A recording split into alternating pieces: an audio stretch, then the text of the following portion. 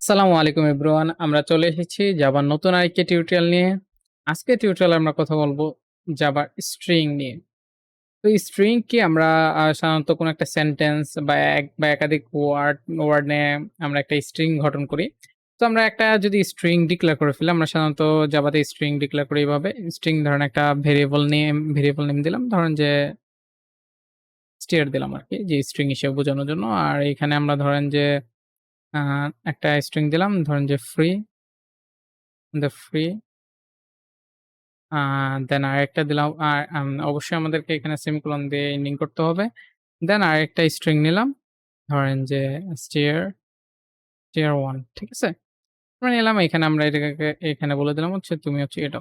ঠিক আছে? আমাদের ফ্রি এডো আমরা ডিক্লেয়ার করলাম। তো নরমালি আমাদের এখানে ২ টা স্ট্রিং ডিক্লারেশন হইছে। আমরা সাধারণত এভাবে স্ট্রিং ডিক্লারেশন করি। ওকে? আপনি এক বা একাধিক ওয়ার্ড হইতে পারে, কোনো সমস্যা নেই স্ট্রিং এ। নরমালি এখন যে জিনিসটা চেক করব যে হচ্ছে আমরা যে কন্ডিশন দিল আমরা কন্ডিশন না, আমরা কনক্যাটেনেট করব, সংযুক্ত করব দুটাকে। আমরা নরমালি আরেকটা স্ট্রিং ডিক্লেয়ার করে ফেলি। ধরেন যে আমাদের এটার নাম দিলাম হচ্ছে ধরেন যে এবি। হ্যাঁ? নরমালি একটা ভেরিয়েবল নেম দিলাম। ওটা নিয়ে মাথা ব্যাথা নাই। str প্লাস str1 টা আমরা কনক্যাটেনেট করলাম। দেন আমরা যদি এখন একটু প্রিন্ট করি, ঠিক আছে? আমরা যদি এখন এটাকে প্রিন্ট করি, আমরা এখানে যদি ab কে প্রিন্ট করাই, দেন সেভ দিয়ে আমাদের কি আসবে এখানে যদি একটু দেখি, রান এস জাভা অ্যাপ্লিকেশন। আমাদের ফ্রি রিডও আসতেছে। ওকে? আমরা এভাবে হচ্ছে একটা জিনিসকে সংযুক্ত করতে পারি, ২ টা স্ট্রিং কে সংযুক্ত করতে পারি। সো এটা ছাড়াও আমরা আরেকটা মেথড আছে জাভার, যে মেথডের মাধ্যমে আমরা ২ টাকে সংযুক্ত করতে পারি। সেটা হচ্ছে কনক্যাট মেথড। ওকে? আমরা ডট কনক্যাট, এই যে কনক্যাট চলে আসছে, এই যে স্ট্রিং এর ভিতরে স্ট্রিং 1 কে ওটার ভিতরে রেখে দিয়েছি। কনক্যাট। আমাদের প্লাস ছাড়াও কনক্যাট দিয়া আমরা হচ্ছে ইয়ে করতে পারি। এটা পূর্ণরূপ হচ্ছে কনক্যাটেনেশন, মানে সংযুক্ত করা। তো আমরা যখন রান করাইলাম, রান করানোর পর ফ্রিডও সেম জিনিসটা আমাদের আসতেছে। ওকে? তো আমরা দেখলাম যে ২ ভাবে আমরা কনক্যাটেনেট করতে পারি। এছাড়া আমাদের যে জিনিসটা সেটা হচ্ছে ইফ। আমরা এমনি একটা চেকিং পয়েন্ট বসাই। ইফ ইকুয়াল যদি ফ্রিডও হয়, তুমি কি করো? তুমি বলো যে this is free redo. Okay? Then else কি করো? কপি করে নিয়ে আসো। দেন হচ্ছে কপি করে এখানে বসায় দাও। This is not রিডো। ওকে? আমরা যদি এখন রান করাই, সেভ করে রান করি, দিস ইজ নট ফ্রি এটাও দেখাচ্ছে। ফ্রি এডো বানান কি ভুল করছি? এখানে তো ভুল করার কথা না। ফ্রি এডো জেড এর মান ওকে, হ্যাঁ, সঠিক। This is not free ado দেখাচ্ছে। আমাদের সাধারণত আমরা ইকুয়াল দেই স্ট্রিং এর ক্ষেত্রে, কখনো আমরা কি করি না? আমরা কোন রকম আ মানে চেক করি না যে সে ইকুয়াল কিনা। আমরা একটা আমাদের স্ট্রিং এ অনেক প্রোগ্রামে দেখবেন যে অনেক সফটওয়্যার তৈরি করার ক্ষেত্রে এররই দিবে যে ইকুয়াল দিয়ে কাজ করে না। আমার কি করতে হবে? ডট ইকুয়ালস নামে একটা মেথড আছে, যেটা হচ্ছে আমাদের কোথায় আছে? আমাদের জাভাতে আছে। ডট ইকুয়ালস, যেটা দিয়ে আমরা চেক করি যে সে ইকুয়ালস কিনা। সো আমরা এখন যদি এটাকে এখানে বসাই দেই, এখন যদি রান করি সেভ করে, আমাদের কি আসে দেখি?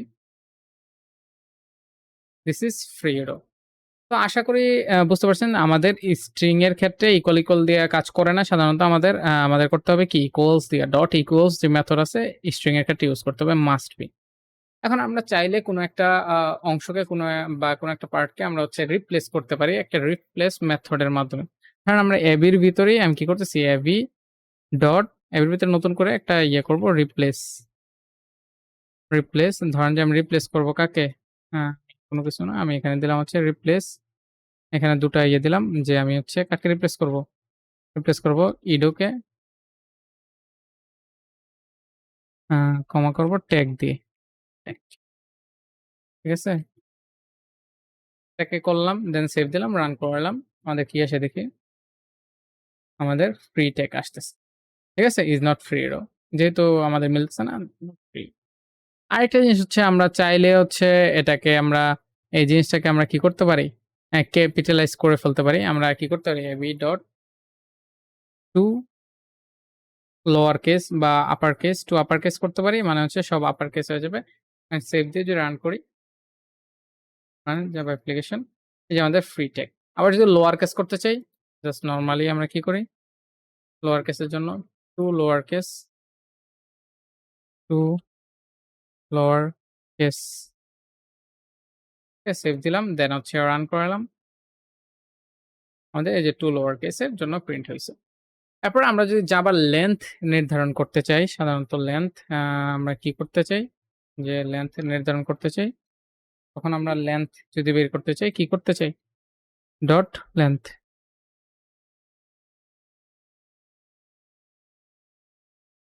সেভ দেই। আমরা যদি রান করাই, run S Java application length 7 আমাদের ফ্রিডো আ ফ্রিডো না, এখন ইডো ট্যাগ আছে, সেজন্য আমাদেরকে সরি ইডোকে ট্যাগ দ্বারা আমাদের ফ্রি ট্যাগ আছে, যেটা হচ্ছে 7 ওয়ার্ডে 7 লেটারের। আমরা যদি দেখি 7 লেটার। সো আশা করি যে আমাদের স্ট্রিং এর ব্যাপারে আমি স্ট্রিং এর ব্যাপারটা আমরা বুঝতে পারছি। স্ট্রিং এ আমাদের যে মেথড গুলো ইউজ হয় তা নিয়ে তাও আমাদের ক্লিয়ার হয়েছে। আরো যদি কোনো কোয়েশ্চেন থাকে বা প্রশ্ন থাকে, অবশ্যই আপনারা আমাকে আ কমেন্ট বক্সে জানাবেন। আমি ইনশাআল্লাহ নেক্সট আরো নতুন ভিডিও তৈরি করার ট্রাই করব। আজকের টিউটোরিয়াল এই পর্যন্তই। আসসালামু আলাইকুম।